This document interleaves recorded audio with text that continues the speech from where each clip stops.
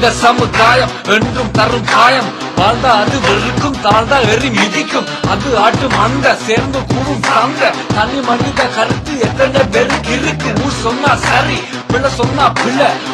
உனக்கு பயம் கிடைச்சதென்ன நயம். உன்னை கம்பெனி போகும், கொள்ள குடி பூகும். நிம்மதி இனி இல்ல, இன்னுமா விலங்கல்ல இந்த சமுதாயம் என்றும் தரும் காயம். வாழ்ந்தா அது வெறுக்கும், தாழ்ந்தா எறி மிதிக்கும்.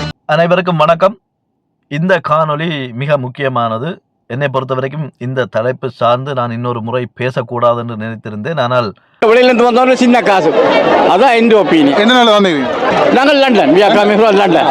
3000 ஓரளவு பெரிய காசு. 3000 லண்டனுக்கு இல்லை, 3000 ஒரு எவ்வளோ 5 பவுன் சுமார் எறிகிற காசு, பிச்சை காசு போல. அங்கே பக்கத்தில் இருக்கிற காசு. அங்கே கால சூழலும் சில விளக்கங்கள் கொடுக்க வேண்டும் என்பதற்காக இதை பற்றி இன்னொரு முறை பேச வேண்டி இருக்கிறது. சில தினங்களுக்கு முன் நான் இந்த லண்டன் ஐயா சார்ந்த ஒரு பதிவை போட்டிருந்தேன். உங்களுக்கு எல்லோருக்கும் தெரியும், இந்த ரீச்சா உணவு திருவிழா அந்த சம்பவத்துக்கு பிறகு நிறைய வீடியோக்கள் அது சார்ந்து வந்து கொண்டே இருந்தது. என்னை பொறுத்த வரைக்கும் அடிக்கடி பதிவுகளை போட வேண்டும், ஒரு நாளைக்கு 3-4 பதிவுகள் போட வேண்டும், இந்த மாதிரியெல்லாம் நான் சிந்திப்பதில்லை. எனக்கு ஒரு விடயத்தை பேச வேண்டுமாயின் முழு தகவல்களையும் நான் அறிந்து கொள்வேன், நிறைய படிப்பேன், வாசிப்பேன், உரியவர்களுடன் பேசி அதற்கு பிறகுதான் என்னுடைய சுய கருத்துக்களை விமர்சனங்களை பகிர்வது வழக்கம். சில தினங்களுக்கு முன்னுக்கு அந்த லண்டன் ஐயா சார்ந்த ஒரு பதிவை வெளியிட்டிருந்தேன். அதாவது இந்த 5 ரூபாய் 5 பவுண்ட் சார்ந்து அவர் பேசிய அந்த விடயம் ரீச்சா உணவு திருவிழாவில் நடந்ததுக்கு பிறகு நான் நினைக்கிறேன் அந்த தினம் அதுக்கு அடுத்த நாட்கள் வரைக்கும் ஒரு சில தினங்கள் தொடர்ந்தே இந்த சோஷியல் மீடியாவில் சமூக வலைத்தளங்களில் ஐயா தான் பிரபலியமாக பேசப்பட்டு கொண்டிருந்தார். நானும் அது சார்ந்து ஒரு விமர்சனம் செய்திருந்தேன்.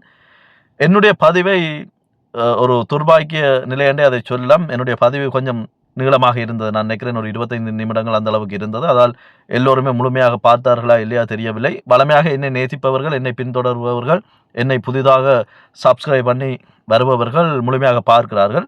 ஒரு சிலர் பார்க்கவில்லை என்று நான் நினைக்கிறேன். அந்த விடயங்கள் வேறொரு கோணத்தில் பார்க்கப்படுகிறது. நான் என்னுடைய விமர்சனத்தை வெளியிட்டிருந்தேன். நிறைய பேர் அந்த ஐயாவுக்கு எதிரான பதிவுகளையும் போட்டிருந்தார்கள். ஆனால் நான் வெறுமனையே நான் ஒரு பதிவை போட்டேன். அது ஒரு 12,000-13,000 வியூவை தாண்டி போகுது, பார்வையை தாண்டி போகுது. அது போதுமென்று என்னால் இருக்க முடியவில்லை. அவர் சார்ந்த சில விளக்கங்களையும் நான் சொல்ல வேண்டும். அப்போ தான் அது சமநிலையாக இருக்கும் என்று நான் நினைக்கிறேன். ஏனென்றால் அவருடைய வயது, அவர் சொன்ன சூழல், இதுகளை பற்றி நான் என்னுடைய பதிவில் மிக குறிப்பாக தெளிவாக பதிவிட்டிருந்தேன்.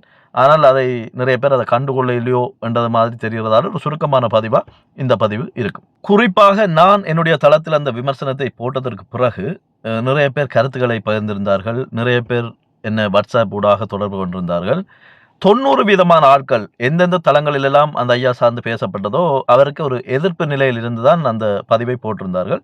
நான் எனது வீடியோ பதிவில் நிறைய விடயங்களை குறிப்பிட்டிருந்தேன். நான் இவருக்காக மட்டுமல்ல, என்னுடைய வாழ்நாளில் இந்த 22 வருட கால லண்டன் வாழ்க்கையில் நிறைய பேரை பார்த்துருக்கிறேன். இப்படி மற்றது இங்கேயும் அங்கேயும், அதாவது ஊர்லேயும் லண்டன்லேயுமா என்று சொல்லி வருஷத்துக்கு 2 முறை அங்கேயும் போய் 4 மாதங்கள் தாயகத்தில் தான் வாழ்கிறேன். அப்போ இப்படி இருக்க நிறைய அனுபவங்கள், நிறைய மக்களோடாக கேட்டது, கண்ணூடாக பார்த்ததுன்னு நிறைய இருக்குது. இப்போ இந்த குறிப்பிட்ட விஷயத்துக்குள்ளே போவோம். நான் இந்த பதிவிலையும் சொல்லியிருந்தேன், அவர் ஒருவேளை அந்த நபர் இந்த கேள்வியை கேட்க இருந்த சூழல், அவற்றை வயது காரணமாக, மற்றது அங்கே இருந்த அந்த நீங்கள் கவனிச்சிருப்பீர்கள் அந்த ஹீட் ஆஃப் த மோமெண்ட் என்று சொல்லுவாங்க, என்ன இந்த மாதிரி சூழலில் ஒருவேளை அவர் சொல்லி இருக்கலாம் என்ற ஒரு பார்வையையும் முன்வைத்திருந்தேன். இன்னொரு பக்கமாக அது அவருடைய சுய கருத்து. அனைவருக்குமே தங்களுடைய கருத்துக்களை சொல்லும் உரிமை இருக்கிறது. எந்த இடத்துல நான் விமர்சித்தேன்னு சொன்னால், நான் இந்த ஐயா சொன்ன கருத்தை மாதிரியே சொன்ன நிறைய இளம் வயதினரை நான் கடந்து வந்திருக்கிறேன். லண்டன்லேயும் சரி, ஃப்ரான்ஸில், ஜெர்மனில், இப்படி நான் நிறைய இடங்களில் சந்திச்சிருக்கிறேன். அவர்களுடைய பேச்சுக்கள் ஒரு விதமாக இருக்கும். அந்த பேச்சுக்கள் தாயகத்தில் உள்ள மக்களால் வேறொரு கோணத்தில் புரிந்து கொள்ளப்பட்டு எங்களுக்கு இடையில், அதாவது புலமும் களமும் சில இடங்களில் முட்டிக்கொள்கிற சந்தர்ப்பங்கள் இருந்தது. சரி, இப்போ இந்த ஐயாவுக்கு வருவோம். நான் என்னுடைய அந்த விமர்சன பதிவில் 5 ரூபாய்க்கு 5 பவுண்ட்ஸுக்குள்ளே என்னென்ன வாங்கலாம்னு சொல்லி ஒரு பதிவை போட்டிருந்தேன். அதுக்கு பிறகு தான் இந்த விமர்சனமே இருந்தது. என்ன காரணம் என்றால், இந்த பதிவை நான் போட்டதுக்கு பிறகு என்னுடைய தளத்தில் சிலர் சில கருத்துக்களை போட்டிருந்தார்கள். இன்னும் சிலர் என்னுடைய வாட்ஸ்அப்பில் குரல் பதிவுகள், இந்த மெசேஜ் எழுதுறது மூலம் போட்டிருந்தார்கள். அதில் ஒரு சிலர் வில்லங்கத்துக்கு கதைத்திருந்தார்கள். ஒரு தம்பி சொல்லியிருந்தார், அவர் ஊரில் தான் இருக்கிறாருன்னு நினைக்கிறேன், இங்கே நீங்கள் ஒரு 10,000 ரூபாவை கொடுத்தாலே அது பிச்சை காசுன்னு தான் எங்கள்ட சனம் சொல்லும். அவ்வாறு இருக்க அந்த ஐயா சொன்னதில் என்ன தவறு, 5 ரூபா வச்சு என்ன செய்யலாம் என்று சொல்லி ஒருத்தர் கேட்டிருந்தார். இன்னொரு நபர் கேட்டிருந்தார், அவருக்கு என்ன வெளிநாட்டிலேருந்து நல்லா தெரிஞ்சு அந்த பதிவை முழுமையாக பார்த்துருக்கிறாருன்னு தான் நினைக்கிறேன். அவர் கூறியிருந்தார் வந்து 5 பவுன்ஸுக்கு உங்களோட வாகனத்துக்கு டீசலோ பெட்ரோலோ அடிக்கலுமா, 5 ரூபா வச்சு என்ன செய்யலும் என்ற பொருளில் கேட்டிருந்தார்கள். இன்னும் ஒரு சிலர் 5 ரூபா எல்லாம் ஒரு காசோன்னு சொல்லி என்ற வாட்ஸ்அப்பில் எல்லாம் விமர்சனங்களை போட்டிருந்தீங்க. இப்போ நான் ஒரு விடயத்தை உங்களுக்கு சொல்லணும். என்னுடைய விமர்சன பதிவில் கூட 5 பவுனுக்கு என்ன வாங்கலாம் என்று சொல்லி காட்டினேன். அது ஒரு லிடில் சூப்பர் மார்க்கெட். உங்களுக்கு தெரியும், இங்கே யூரோப் யூகேல எல்லாம் எல்லா இடமே இருக்குது இந்த லிடில் என்ற சூப்பர் மார்க்கெட். கிட்டத்தட்ட ஊரில் இப்போ ஃபுட் சிட்டி மாதிரி நினச்சிக்கொள்ளுங்க. இது கொஞ்சம் பெருசாக இருக்கும். இது ஊர்லேருந்து பார்க்குறவே என்ற தகவலுக்காக சொல்கிறேன். அங்கே வந்து ஓரளவு பொருட்கள் ஒரு குறிப்பிட்ட விலைக்கு இருக்கும். என்ன பிரச்சனைன்னு சொன்னால், வெளிநாடோ உள்நாடோ நீங்கள் எங்கே போனாலும், வெளிநாடுகளில் போனாலும் சரி, இல்லை ஊரில் போய் நீங்கள் ஒரு ஃபுட் சிட்டி மாதிரி இடங்களுக்கு போனாலும், ஒவ்வொரு பொருளின் நிறுவன தயாரிப்புகள் தரம் மற்றது அது இந்த இட சார்ந்த விலை மாற்றங்கள் பெரிதாக இருக்கும். சில கேனுகளை எல்லாம் கையால் எடுத்து பார்த்தீங்கன்னு சொன்னால், சில பேக்கேஜிங்களை பார்த்தீங்கன்னா அதில் வந்து 90 கிராம் ஒன்று இருக்கும், 110 கிராம் இன்னொன்று இருக்கும். ஆனால் பார்க்க கிட்ட மட்டும் ஒரே மாதிரியான வடிவமைப்பில் ஒரே அளவு போல தெரியும். ஆனால் ஒரு சின்ன ஒரு வித்தியாசம் இருக்கும். அப்போ நான் எந்த விமர்சன பதிவில் அந்த 5 ரூபாய்க்கு லிடிலில் வாங்கின பொருட்களை நீங்கள் இன்னொரு கடைக்கு போய் 10 முதல் 14 பவுன்ஸ் வரைக்கும் கூட செலவழிக்க கூடும். அதையும் என்னுடைய விமர்சனத்தில் நான் குறிப்பிட்டிருந்தேன். தொகையை சொல்லல, ஆனால் விலை மாற்றங்கள் வரும் என்று சொல்லி நான் சொல்லியிருந்தேன். இப்போ நான் எங்கே நிற்கிறேன்டா, அந்த பதிவில் கூட நான் ஒரு பொருளை சொல்ல மறந்து போனேன். இந்த தேசிக்கு அச்சாறு கறிகளுக்கு பாவிக்கிற இந்த லெமன் ஜூஸ் கூட அது ஒரு பொருளாக அந்த 5 ரூபாய்க்குள்ளே வாங்கியிருந்தேன். நான் அதை காட்சிப்படுத்த மறந்து போனேன். வீடியோ எடுத்தேன்னா நான் அதில் பதிவில் சொல்ல மறந்து போனேன். இதன் மூலம் உங்களுக்கு என்ன சொல்கிறேன்டா, அந்த 5 பவுனுக்குள்ளே நான் லிட்டருக்குள்ளே போய் 2 அரராத்தல் பான், ஒரு 2 லிட்டர் தண்ணி போத்தில், ஒரு லெமன் ஜூஸ், இந்த எலுமிச்சை சாறு, இந்த மாதிரி இன்னும் 2 பொருட்கள் வாங்கியிருந்தேன். அதோட அதை கொண்டு போகிறதுக்கு ஒரு பை ஒன்று வாங்கியிருந்தேன். அது ஒரு 40% வந்தது. இந்த இவ்வளவும் 5 ரூபா 31 சென்ட்ஸ் வந்தது, சதம் வந்தது. நீங்கள் அந்த பேக்கை விட்டிங்கன்னா அவ்வளவு பொருள் 4 ரூபா 90 இந்த காசுக்கு, லண்டன் பவுண்ட்ஸ் படி. அப்போ இந்த 5 ரூபான்றது வந்து ஒரு பிச்சை காசு கிடையாது. அதை முதல்ல புரிஞ்சு கொள்ளணும். ஒவ்வொரு காசும், அது 1 ரூபாவோ 5 ரூபா 10 ரூபாவோ, ஒவ்வொரு பணத்துக்கும் ஒவ்வொரு மரியாதை மதிப்பு இருக்கிறது. அதை எங்கே நாங்கள் எப்படி செலவழிக்கிறோம்ன்றதை பொறுத்து இருக்கும்.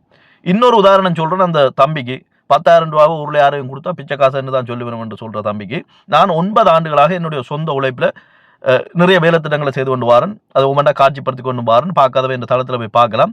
இதற்கு முன்னுக்கு நான் அதை காட்சிப்படுத்தலை. இப்போ அதை காட்சிப்படுத்தி செய்யணும் என்ற ஒரு தேவை இருக்கிறதால அதை செய்கிறேன்டா அது நிறைய பேருக்கு போய் சேரணும். இன்னொன்று அதை பார்த்து என்னிலும் வயது உறைந்த தம்பி தங்க மேல் யாராவது ஒருத்தர் உதவி செய்ய வரலாம். அதை எப்படி வெளிப்படைத்தன்மையாக செய்கிற என்ற விஷயங்களை கற்றுக்கொள்ளணும் என்றக்காண்டி செய்து கொண்டு வாரன். நான் குறிப்பிட்ட ஒரு பிரதேசத்தில் 3 பிள்ளைகளுக்குரிய மாலை நேர வகுப்புக்கு கடந்த 4 ஆண்டுகளாக பணம் அனுப்பி வருகிறேன். அந்த 3 பிள்ளைகளும் 5 நாட்கள் மாலை நேர வகுப்பை கற்கிறதுக்கு, நல்ல கல்வி கற்கிற பிள்ளைகள் நான் நேர சந்தித்து கண்டு கதைச்சு அந்த பாடசாலை அதிபற்ற அனுமதியோட சில ஆலோசனைகளை பெற்றுத்தான் அதை செய்து கொண்டு வாரன். இவர்கள் 3 பேருக்கும் செலவாகும் தொகையை 13,000 ரூபா தான் ஒரு மாதத்துக்கு. இது 3 பிள்ளைகளுக்கு. நீங்கள் அப்போ யோசிக்கலாம், ஒரு 2 பிள்ளைகள்னு மாலை நேர வகுப்புகள் வந்து நீங்கள் ஒரு 10,000 ரூபாக்குள்ளே சரி செய்யலாம். சில இடங்களில் அந்த 10,000 ரூபா சில முதியவர்களுக்கு போதுமானதாக இருக்கிறது. குறைஞ்சபட்ச ஒரு கிழமை ஒரு 10 நாள் அளவுக்கு சாப்பிட்றதுக்கு. அப்போ 10,000 ரூபா என்னை பொறுத்தளவுக்கு பெரும் தொகையாக தான் நான் பார்க்குறேன். ஒரு சிலர்கிட்ட கண்ணுக்கு அது பிச்சை காசு என்று தோணினால் அதுக்கு என்னென்னு பதில் சொல்கிறேன்னு எனக்கு தெரியல.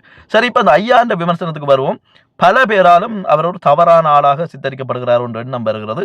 நான் விமர்சித்த காரணங்களை என்னுடைய பதிவில் தெளிவாக சொல்லியிருக்கிறேன். இன்னொன்றையும் அந்த பதிவில் சொல்லியிருந்தேன். அந்த ஐயா வந்து முடிஞ்சால் ஒரு பொது வழியிலேயோ ஒரு சமூக ஊடகம் ஊடாக ஒரு மன்னிப்பை தெரிவித்துக் கொள்ளணும்னு சொல்லி அதுக்கான காரணத்தையும் அதிலேயும் சொல்லியிருக்கிறேன். திரும்ப இப்போவும் நான் சொல்கிறேன். காரணம் என்னென்னா, அவர் ஏதோ ஒரு கொலை குற்றமோ ஏதோ பெருசாக ஒன்றும் செய்யலை. அவற்ற கருத்தை அவர் சத்தமாக அதில் சொல்லியிருக்கிறார். அது சொன்ன விதமும் சொன்ன இடமும் அதில் ஒரு காசு எண்ணிக்கை, வெளிநாட்டில் வாழ்கிற மக்களோட உணர்வு, உழைக்கும் மக்களோட உணர்வு என்று வாரதாலே அது கொஞ்சம் வேறு பக்கமாக போடுது. ஆனால் ஒரு அடிப்படையில் பார்த்தீங்கன்னு சொன்னால் அதை பற்றி ஒரு சுதந்திரமான கருத்துன்னு பார்க்கலாம். அதுக்கு பிறகு நிறைய பேர் கருத்துக்களை அவருக்கு எதிராக போட்டு வாரீங்கள். எந்த தளத்திலையும் நான் எவ்வளவோ கேட்டு கூட, ஆனால் ஒரு சிலர் வந்து அவரை கிழவன் அப்படி இப்படின்ற வார்த்தைகளால் வர்ணிக்கிறீர்கள். அது மிக தவறானது. என்னை பொறுத்த வரைக்கும் நாங்கள் எதை கவனித்து கொள்ளணும்னு சொன்னால் பணத்தை மதிக்கணும். அந்த ஐயாண்ட வயசையும் நீங்கள் கருத்தில் எடுத்துக்கொள்ளணும். நான் இதை அதிலையும் குறிப்பிட்டிருக்கிறேன். அந்த வீடியோன்ற லிங்கை இந்த டிஸ்கிரிப்ஷன்லேயும் என்ற முதலாவது கருத்துலையும் நான் போட்டுறேன். நீங்கள் ஒரு பாருங்கள். அது 12,000 பார்வையாளர்களை தாண்டி போய்கொண்டிருக்கிறது. அப்போ அவற்ற தரப்பு நியாயம் என்று நீங்கள் பார்க்க ஒரு விஷயத்தை கவனிக்கணும். அவற்ற வயசு, அது அவற்ற சுதந்திரமான கருத்து, 2வது அவர் இருந்த சூழல், இதுகளை மாதிரி நாங்கள் கருத்தில் எடுக்கணும். 2வது அவற்ற கருத்தை அவர் சொன்னதுக்கு நீங்கள் வந்து தகாத முறையில் ஒற்றுமையில எல்லாம் அவருக்கு பதிலளிப்பது மிக தவறானது. என்னுடைய தளத்தை பார்க்குற என்ற உறவுகளை யாராவது அவ்வாறு செய்தால் அதை முடிஞ்ச வரைக்கும் தவிர்த்து கொள்ள பாருங்க. நிறைய தளங்களில் நான் வந்து யூடியூப்புக்கு வெளியில் எங்கேயுமே எந்த பதிவுகளையும் செய்கிறதில்லை. ஆனால் நிறைய பேர் எனக்கு அந்த லிங்குகளை அனுப்பியிருந்தீர்கள். அவரை மிக கேவலமாக எல்லாம் சில பேர் திட்டித்து இருக்கிறீர்கள். அது தேவையற்றது. இது அவருடைய கருத்து. நாங்கள் அதிலேருந்து என்னத்தை கற்றுக்கொள்ளணும்ன்றது தான் நான் பார்க்குறேன். இந்த வீடியோவை நான் யாரும் சொல்லி செய்யலை. நிறைய நாளாக யோசித்து கொண்டு வந்தேன். நான் ஒரு சமநிலையாக தான் அதை விளங்கப்படுத்தி இருந்தேன். அதை கூட ஒரு சில நேரம் சரியாக புரிஞ்சு கொள்ளலாம் போச்சு. நான் நினைச்சேன் சில வேளை இது ஒரு 25-30 நிமிஷம் வீடியோவாக இருக்கிறதால ஆக்கள் சரியாக பார்க்க இல்லையோன்ற ஒரு எண்ணமும் இருந்தது. சமநிலையாளனுக்குரிய அழகே வந்து 2 பக்கத்தாலேயும் கதைக்கும், 2 விஷயத்தையும் சொல்லணும். இல்லைன்னு சொன்னால் எனக்கு பார்வையாளர்கள் போதும், இன்னும் பார்வையாளர்கள் கிடைக்கணும்ன்றதாண்டி இன்னொரு ஆளை கேலி பண்ணி அந்த பார்வையாளர்களை நான் பெற்றுக்கொள்ளக்கூடாது. நாங்கள் யாருமே அந்த மாதிரி சிந்திக்கவும் கூடாது. இன்னொரு விடயம், நான் அவர் மன்னிப்பு கேட்க வேண்டும், கேட்டால் அது நல்லா இருக்கும் என்று எந்த சுதந்திரமான கருத்தை அவரை நோக்கி சொன்னதுக்கான காரணம், அவரை சார்ந்தும் நிறைய பேர் பிள்ளையாக புரிந்து கொள்கிறார்கள். ஒருவேளை அவர் ஒரு பொது வழியில் தோன்றி அல்லது ஏதாவது ஒரு முறையில் அவற்றை பிள்ளைகள் பேர பிள்ளைகள் ஊடாக ஏதாவது ஒரு சமூக வலைத்தளத்தில் நான் சொன்னதற்கான காரணம் இதுதான் என்று சொல்லி ஒரு சுய விளக்கத்தை கொடுத்தாருன்னா இந்த கண்ணோட்டம் மாறுறதுக்கான வாய்ப்பும் இருக்கிறது. எது எவ்வாறு இருப்பினும் பணம், அது ₹1, ₹5, ₹10, பவுன்ஸோ, ருப்பீஸோ, ரூபாவோ, டொலர்ஸோ, ஃப்ராங்கோ என்னென்றாலும் அதுக்கு ஒரு சுய பெறுமதி இருக்குது. நாங்கள் அதை மதிக்க பழகிக்கொள்ள வேணும், தொகையின் பாகுபாடு இல்லாமல்.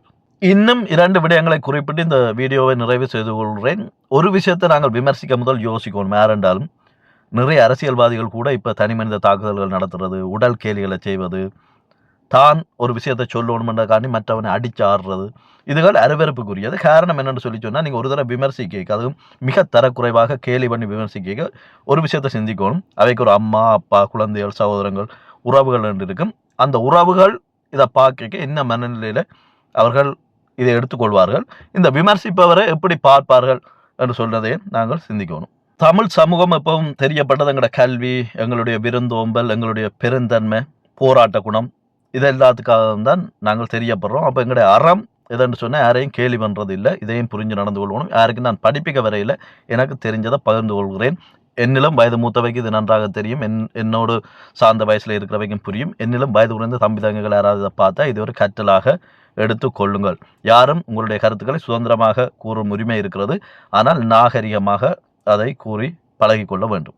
இறுதியாக கூற வேண்டிய விடயம், சில நேரங்களில் நாங்கள் பணத்தை பற்றி கதைப்பதும், ஊரில் உள்ள உறவுகள் ₹10,000 பிச்சை காசு என்று சொல்கிறது எல்லாம் வந்து அது இந்த வெளிநாடுகளில் உழைக்கிற வேலை செய்கிற உங்களோட சொந்த உறவுகள்.